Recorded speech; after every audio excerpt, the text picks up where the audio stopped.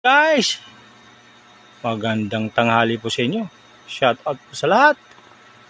Dugtong na natin guys, informative science sa lansangan episode 3. Mahalaga ito guys sa ating lahat ng mga drivers, either man yung professional o pro yung dala-dala nating lisensya.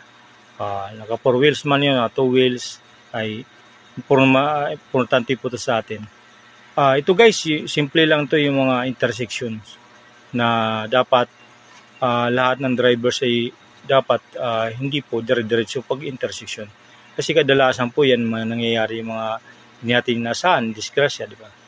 Din guys, kung nakikita natin yung solid line, yung dilaw o double solid line, ay wag natin pong gagawin yan.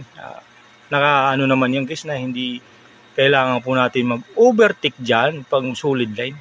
Pag naka yan, putol-putol o open line, yung linya sa dalawa yan guys eh. 'Di ba? Dito yung pagkanan, ito yung kaliwa na mayroon linya sa gitna. Yung sasabi niya may solid line diyan, 'di ba? Lalo na pag curve. Yan po ang maging awareness sa atin guys pag tayo ay mga drivers. Tingnan mga yan, 'di ba? Ano ang hinahantay natin guys? Sana nakatulong sa inyo at impormasyon nating tinapik dito. Share and like po. Maraming salamat po.